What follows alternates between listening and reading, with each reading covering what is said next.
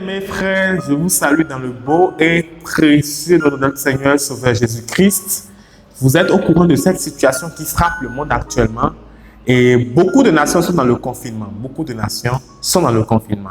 Et donc, je vous propose comme thème, prenez d'action pour échapper aux pièges cachés dans le confinement. Vous savez, pendant ce temps, beaucoup perdent le temps parce qu'ils n'ont rien à faire ou parce que nous n'avons rien à faire. Nous perdons le temps. Et au lieu que le temps, nous le prenons pour passer aux choses essentielles, nous prenons ce temps-là pour faire vraiment des choses inutiles. Et nous allons lire dans le livre de Éphésiens, le chapitre 5, le verset 15 à 16, qui dit ceci: « Prenez donc garde de vous conduire avec circonspection, non comme des insensés, mais comme des sages. » Prenons garde de nous conduire avec circonspection, non comme des insensés, mais comme des sages. Racheter le temps quand les jours sont mauvais. Le temps, nous devons le racheter car les jours sont mauvais. Maintenant, comment racheter ce temps alors que nous sommes dans le confinement? Et je vais vous donner 2 pièges du confinement. Et le premier piège, c'est perdre le temps en réalité.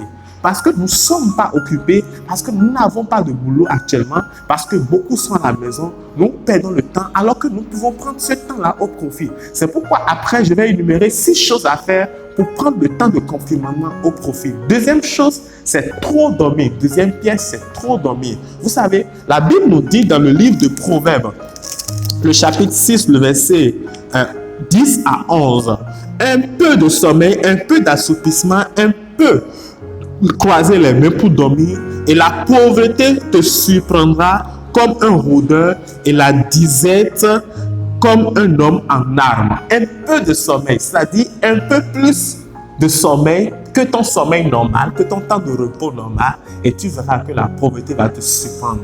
Et la pauvreté, ça n'est pas seulement dans le sens financier, mais aussi dans tous les autres domaines. Quand tu dors un peu, quand tu te livres un peu au sommeil, vraiment tu seras exposé à la pauvreté. Et c'est à cela, c'est le piège, parce que nous sommes à un temps de repos, beaucoup prennent le temps pour dormir. C'est normal, parce qu'il n'y a rien à faire. Mais c'est le piège qui est dedans. Le Proverbe 20, verset 13 nous dit ceci: « N'aime pas le sommeil de peur que tu ne deviennes pauvre. » N'aime pas le sommeil de peur que tu ne deviennes pauvre. Un autre piège, c'est que quand vous dormez, vous habituez votre corps, votre organisme à un rythme de sommeil. L'organisme prend cela. Maintenant, quand vous allez reprendre le boulot, quand vous allez reprendre le travail, vous verrez que votre organisme va réclamer ce temps de sommeil que vous aviez l'habitude de lui donner. Alors, ça sera difficile en ce moment parce que votre corps va réclamer beaucoup de repos. Soyons sages, bien-aimés, et soyons sages. Alors, 6 propositions d'action à mener pendant le confinement.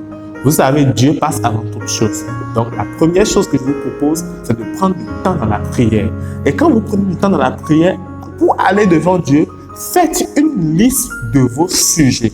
Sinon, vous allez vous ennuyer. Vous arrivez devant Dieu et vous ne savez même pas qu'est-ce que vous allez lui dire. Parce que vous avez tellement prié peut-être hier. Aujourd'hui, vous ne savez pas qu'est-ce que vous allez lui dire. Frères et sœurs en Christ, faites un sujet, faites une liste des sujets. Et quand vous arrivez devant Dieu, allez directement, soyez concret, soyez bref et soyez précis dans vos prières. Et quand vous le faites ainsi, vous verrez que vos moments de prière seront très intéressants. Alors, deuxième chose, c'est de prendre du temps dans la méditation.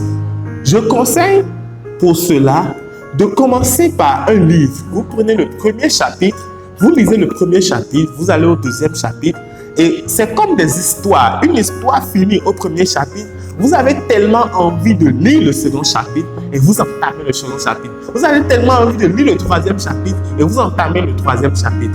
Mais quand vous lisez pêle-mêle un verset ici, un verset là-bas, vous n'aurez pas l'envie de revenir forcément lire.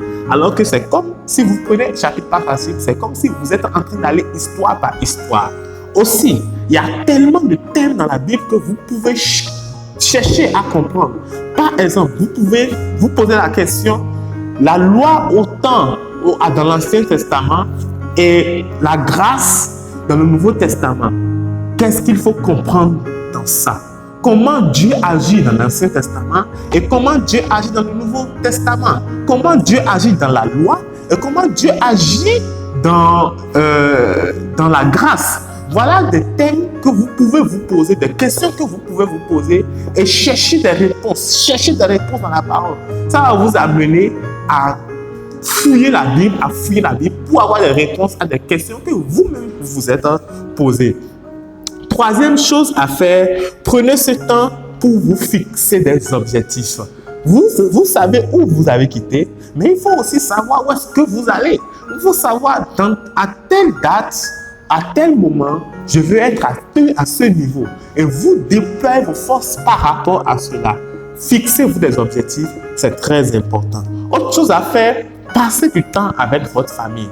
Apprenez pendant ce temps à aimer, à être compatissant. Pendant ce temps, prenez du temps avec la famille, préparez quelque chose, mangez ensemble, allez à la cuisine ensemble, discutez ensemble. Bon, si vous êtes en famille, bien sûr. Si vous êtes seul, écrivez avec votre famille, passez du temps ensemble, c'est très important. Après Dieu, la priorité dans votre vie, c'est la famille. Autre chose que vous pouvez faire pendant ce temps de confinement, c'est de faire un travail de développement personnel. Un travail de développement personnel, c'est-à-dire, prenez ce temps pour apprendre à faire quelque chose que vous aimez bien, mais que vous ne savez pas encore faire. Par exemple, vous pouvez apprendre en ce temps un logiciel, vous pouvez prendre ce temps pour apprendre l'anglais, vous pouvez prendre ce temps pour apprendre un instrument musical, si vous l'avez à la maison, bien sûr. Vous pouvez prendre ce temps pour apprendre beaucoup de choses que vous ne saviez pas faire, mais que vous pouvez vraiment maximiser en ce temps. Autre chose, réfléchissez sur un projet à monter.